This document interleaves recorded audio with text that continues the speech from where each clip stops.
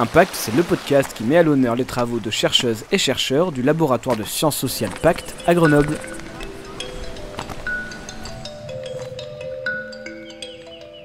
Bonjour et bienvenue dans ce nouvel épisode de la saison 2 de Impact, le podcast du laboratoire de sciences sociales Pacte à Grenoble qui donne la parole à ces chercheurs et chercheuses sur leurs travaux en lien avec la crise de la Covid. Un nouvel épisode est disponible toutes les 2 semaines le mercredi et aujourd'hui c'est à Raoul Maniberton que nous donnons la parole. Il a effectué des travaux sur différents pays de la zone économique européenne pour savoir comment étaient caractérisées les mesures qui allaient contre la liberté dans le cadre de la crise sanitaire et comment ces dernières étaient appliquées. Si vous aimez Impact, n'hésitez pas à recommander ce podcast à votre entourage et je vous souhaite une bonne écoute. Raoul Maniberton, bonjour.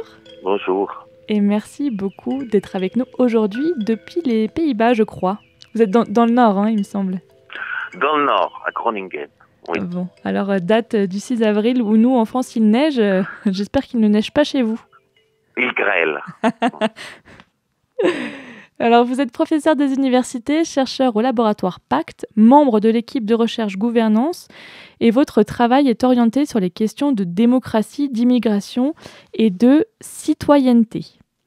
Lors du séminaire de décembre organisé par Pacte, que nos auditeurs et nos auditrices peuvent retrouver sur la chaîne YouTube du laboratoire, vous avez présenté les conclusions d'une recherche qui a débuté en juin 2020, visant à caractériser les mesures exceptionnelles prises par les gouvernements de la zone économique de l'Europe. Est-ce que vous pouvez m'expliquer tout d'abord les 3 grands objectifs de ce travail de recherche ? Oui, alors le premier objectif était de répertorier l'ensemble des restrictions de liberté pendant la pandémie, première, deuxième et troisième vague, et jusqu'au bout en fait, dans l'ensemble des pays d'Europe. Le deuxième objectif, c'est essayer de comprendre les conséquences sur la stabilité démocratique de ces mesures qui ont été prises. Et le troisième objectif, c'est de comprendre les causes. Pourquoi certains pays ont appliqué des mesures qui sont beaucoup plus dures et d'autres beaucoup moins. Alors l'Europe, c'est la deuxième région qui a été frappée de plein fouet par la Covid. Les gouvernements, ils n'étaient pas vraiment préparés à réagir et chacun a trouvé des réponses différentes aux problèmes.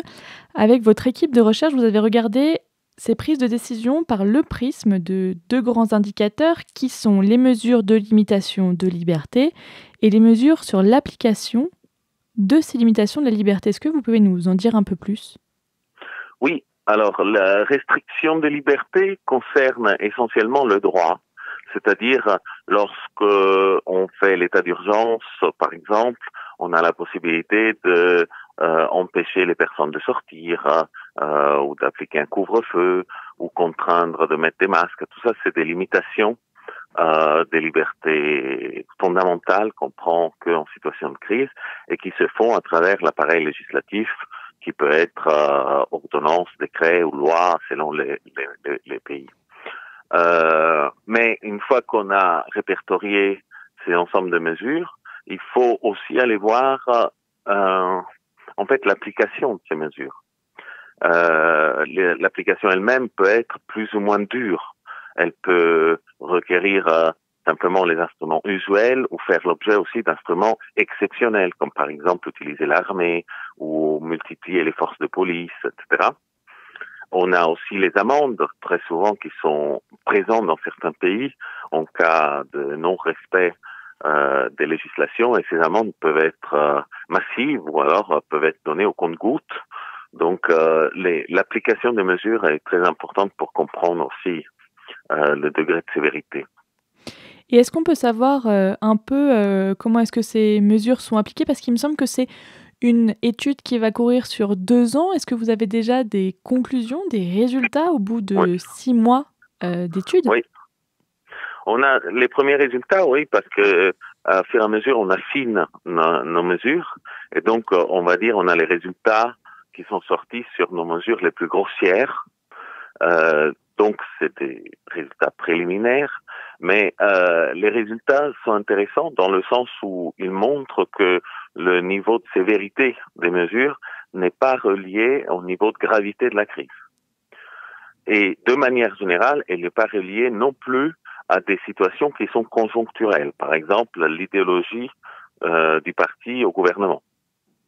En revanche, ils sont extrêmement liés à des mesures de long terme, comme par exemple le niveau de confiance des citoyens dans les institutions ou de confiance des citoyens vers les autres, donc ce qui s'appelle la confiance interpersonnelle, mais aussi la stabilité démocratique et le respect de l'état de droit, la force des contre-pouvoirs ou depuis combien de temps un pays est démocratique. Tous ces aspects-là sont très corrélés avec le niveau de sévérité des mesures qui ont été prises.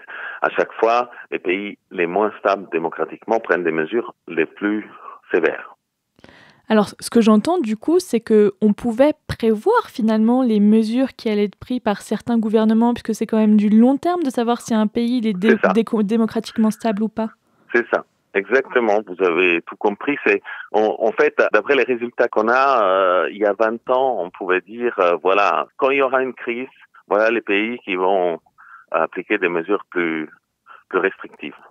D'où un problème généralement pour la stabilité démocratique, le fait que le moment où il y a urgence, il faut la traiter vite, mais en même temps, c'est à ce moment-là que les différents équilibres des pouvoirs deviennent plus fragiles et dans certains pays résistent mieux que d'autres.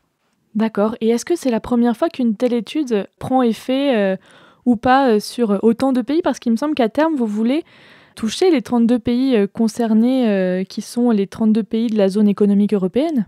Oui. Alors, c'est pas la première fois, non. Sur le Covid, il y a eu beaucoup d'études qui couvrent beaucoup de pays, y compris sur la question des restrictions. Donc là-dessus, il n'y a vraiment pas d'originalité, c'est-à-dire on fait des études supplémentaires, si ce n'est que l'originalité de notre article, c'est qu'il mesure non pas quand les restrictions ont été faites, mais le niveau maximal des restrictions qui a été atteint. Donc ça permet de dire aussi autre chose, des conclusions comme celle que je vous ai donnée, qui est plus originale. Par contre, à terme, notre travail est original dans le sens où il va porter au niveau des régions, pas des États. Donc non seulement il couvre 32 pays, mais au niveau régional. Et ça, c'est assez important parce que beaucoup de pays d'Europe ont, dès le départ, comme l'Allemagne ou la Suisse, eu un traitement de la crise sanitaire qui est régionalisé, qui ne se fait pas au niveau national. Et ils ont eu le plus de succès, ce qui fait que les autres pays tendent à régionaliser également, y compris la France. Ce qui fait que nous, le fait qu'on a commencé par mettre l'accent sur la régionalisation, on a mis l'accent un peu par hasard, c'est juste parce qu'il y a des pays fédéraux qui décident au niveau régional, eh bien, ça, c'est de plus en plus pertinent aujourd'hui pour comprendre les décisions qui sont prises dans chaque région. C'est vrai que la recherche a un bienfait, c'est qu'en tant que citoyen, on peut vraiment comprendre effectivement les évolutions qu'on n'arrive pas forcément à caractériser, mais qu'on a traversées en tant que citoyen depuis un an. Moi, ce que j'ai vu, c'est que au niveau un peu plus général, quand il s'agit de faire plutôt des interviews ou de discuter avec des collègues ou des étudiants, une des choses utiles, selon moi, de cette recherche, c'est que aujourd'hui, par exemple, le mot confinement ne veut pas dire la même chose selon les pays. Alors qu'au départ de la crise, c'était le même concept pour tout le monde. C'était le lockdown, quoi. Voilà, c'est ça. Et en fait, on se rend pas compte ce que fait et ce que peuvent faire exactement nos voisins par rapport à nous. Et je pense que ça aide beaucoup de comprendre quelles sont les restrictions des uns et des autres, quand est-ce qu'ils ont été mis en place, parce que ça permet aussi d'avoir une certaine confiance. En fait, aujourd'hui, nous on est parti dans cette recherche aussi parce que alors qu'on a des outils pour mesurer très finement la contagion du virus, les risques futurs, on a très peu d'outils pour mesurer les risques sur les stabilités des institutions, en fait.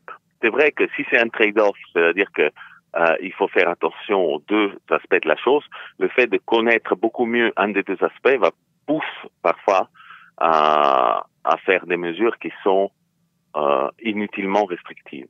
Quand vous parlez de trade-off, c'est les dilemmes un peu. Oui, c'est un dilemme, oui, entre santé, protéger la santé et protéger les libertés. Mhm.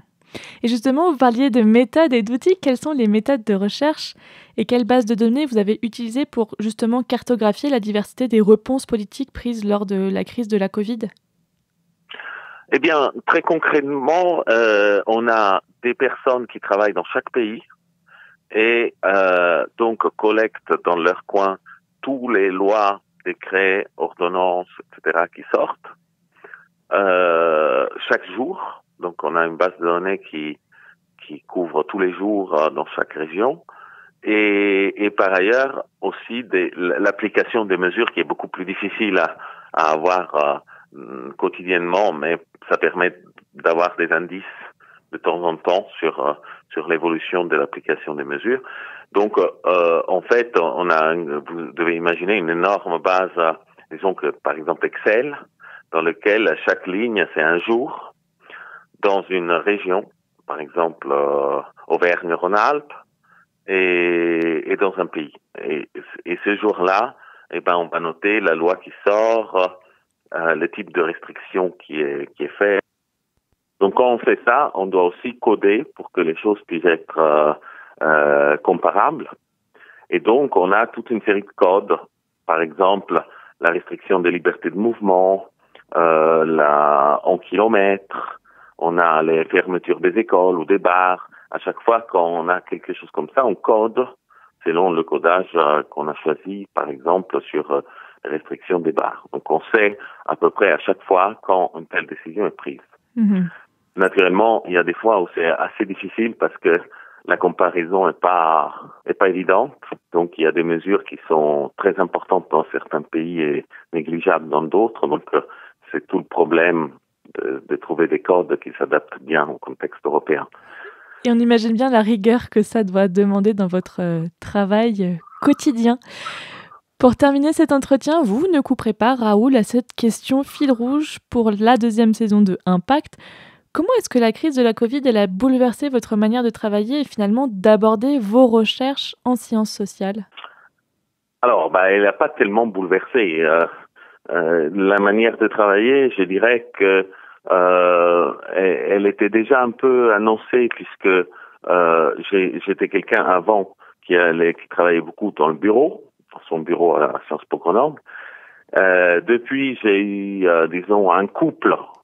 J'ai ma femme qui enseigne ailleurs, donc ça m'est arrivé beaucoup de travailler plutôt de la maison, d'être ici aux Pays-Bas par exemple, et le Covid n'a fait que renforcer cette direction-là.